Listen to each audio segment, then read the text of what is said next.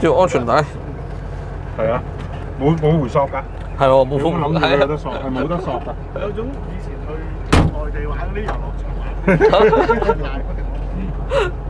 係啦，哦，冇得褪㗎啦，冇停㗎。冇㗎啦，唔係有，但係褪咗我就坐唔到㗎啦。哦，褪咗佢嚟到，一嚟到呢度啊，齊哦一齊去嘅佢嚟原來到呢度。嘅，哦，夠唔夠？啱啱好。啱啱好。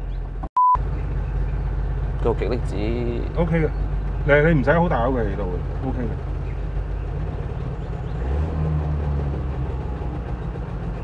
哦哦。 OK。好啦，大家都知咧，我中意 K 卡，我哋都日日講 K 卡啦咁今日咧都係同大家講部 K 卡，不過呢部就勁啦，點勁法啦？呢部就係 Subaru 嘅第一部 K 卡 ，Subaru 360。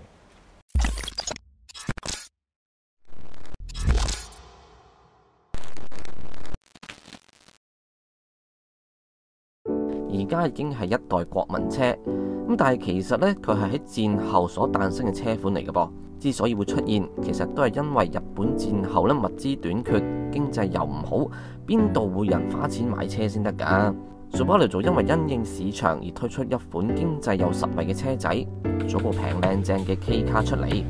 咁點解叫做360呢？就係因為當時1955至1976年嘅時候 ，K 卡嘅引擎容積限住喺360cc， 所以咪叫360咯。我哋眼前一部已經62歲嘅車，個保養依然 keep 得咁好，究竟係點樣入翻嚟嘅呢？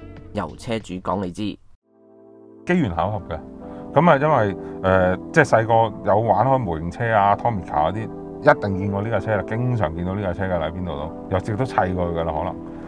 咁我就有一次去過去買貨嗰陣時啦，咁就咦見到哇呢架車成隻雞蛋咁得意咁樣，咁啊行埋去睇下佢啦。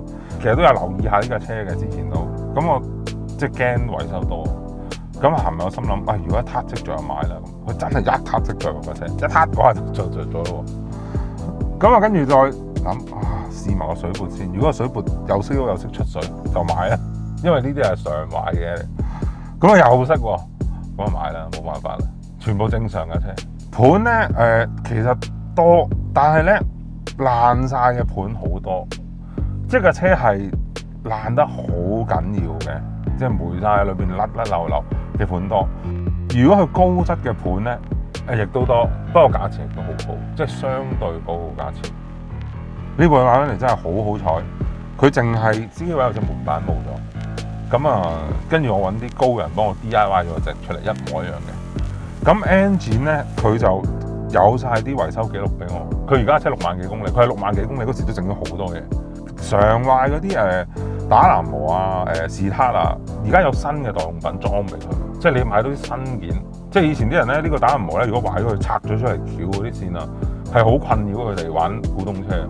而家佢哋直頭出晒一套件，一套皮帶碌新打藍磨裝落去，所以你打開咪咁見到新嘅新款嘢。咁變咗玩呢啲車就好方便。其實就維修方面真係唔多，即係其實你識得調教下個級咧，架車就真係冇咩整嘅都。嗱，特別之處第一就係動門向前開啦，即係動門向前開真係好特別。第二就係有樣嘢幾驚喜嘅，因為我都生得比較高大，咁啊咁啱呢個設計師咧嗰陣時180身高，即係佢一定要自己坐到落去。坐兩個好似我咁高大嘅人咧，隻腳係完全唔頂嘅，即係伸到盡嘅可以。呢個係好特別嘅地方，因為 K 卡絕對冇第二架係咁嘅啦，應該。後繼版本其實佢就之後出咗啲 R2啊嗰啲咯，叫做係佢嘅後繼版本。咁由360跟住一路轉啊，開始轉550。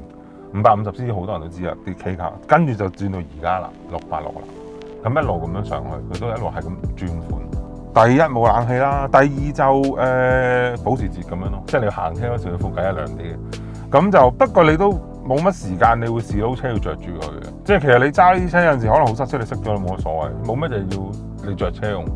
咁但係就我一路揸呢架車，真係設計非常好，佢嗰陣時冇乜古靈精怪嘅水溫高啊，冇乜成，同埋佢設計嗰時真係非常之精彩啊！佢嘅出品都，即係佢呢架車佢哋話係要掃把佬嗰時，當年就話要做一架可以喺全日本都跑嘅車，喺全日本每一個山都上到去嘅車。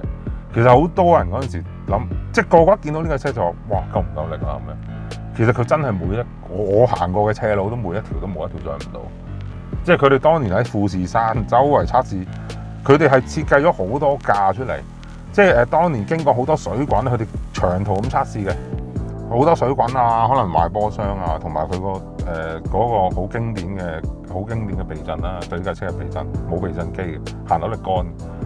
咁就其實唔會好似而家啲車咁話避震漏油啊、避震層咁爛，唔需要擔心呢啲嘢。而呢個扭力桿好驚喜，揸落好舒服，亦都好穩定性好高。其實佢就好簡單，就將一條鐵去計嗰個扭力，而俾佢做個回彈。咁咧，而佢當中測試，當然喺架車度行啲咁好顛皮嘅路，尤其是嗰陣時戰後啲路都唔係而家啲路嚟嘅爛嘅。佢曾經咧斷過好幾條嗰個扭力桿，因為啲鐵可能好犀利咁咬嚟咬去頂唔順，跟住佢就叫工廠再溝過一啲精鋼出嚟咧，叫做咁就好似呢架咁，而家用咗50年都冇事啦，非常之犀利。維修保養其實咧嗱，因為咁巧呢一架佢因為整好晒啦，其實呢啲 engine 相對簡單，其實好多以前嗰代識整電單車嗰啲人都整到，好似啊大家估計好簡單，冇電子嘅任何，當然冇得同而家啲車比啦。但係你揸上嚟，即係你行80公里係好輕鬆嘅，甚至乎你踩大力啲踩到100嘅，因為佢二衝程比較有啲特別咧。二衝程就低扭細啲，但係因為佢嘅車輕，所以你唔感受到佢冇低扭。咁咧就高轉就好勁嘅二衝程，高轉佢再嗌上去嘅特別啲。所以你見到當其時，如果啲 Step Van 360咧，佢行4衝嘅，因為佢要載貨，佢要低扭。但係咧同佢嘅分別咧就冇咗高轉，冇高轉佢咁勁。另外其實好想買咧，就係佢呢架360嘅 Van， 但係真係好冇盤啊！360當年出嗰個 Van。好想買，即係如果有機會遇到咧，嗰架車一定買翻嚟。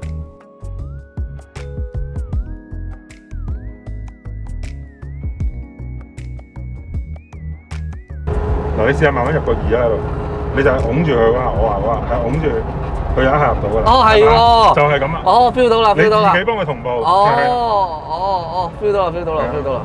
OK， 好啦，咁咧第一次揸咁舊嘅K 卡啦。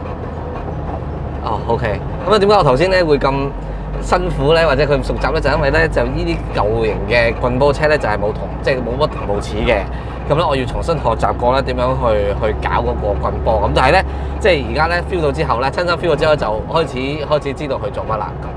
咁啊係好過癮嘅，其實因為第一次揸啦，始終個感覺好新鮮啊。其實而且咧都幾好力水嘅喎，其實好老實講。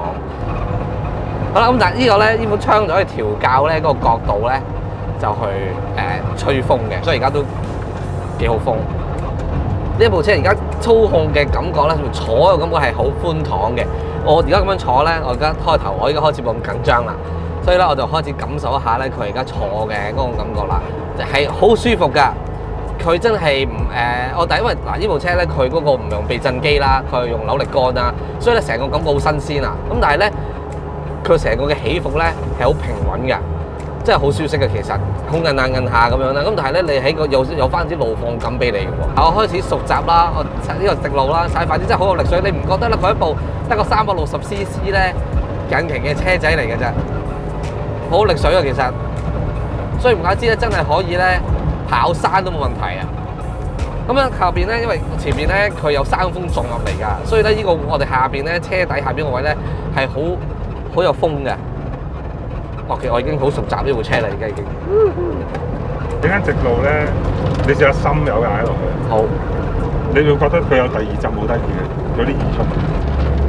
係啊，你由得佢轉數上。好。跟住上咗個你深油踩落去，你會覺得有浸力㗎仲。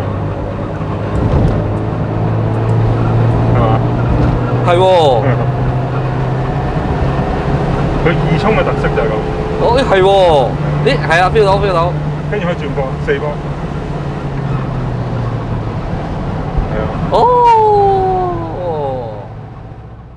Subaru 360嘅力水同埋操控好好，真係並唔係吹水嘅。佢曾經參加過第2屆 Japan GP 賽事，喺1958至1971年期間，確實係呢部車最輝煌嘅時代，因為佢拎到25% 嘅市佔率，叫得做日本國民車之一，絕對冇花架。大家又覺得呢一部車點呢？可以一齊傾下。覺得呢一條片正嘅，記得 like 同埋 share。最重要嘅係訂閱頻道同埋記得睇廣告啊！我哋下一條片再見啦。Knowing I'm your man, so let's spend some time.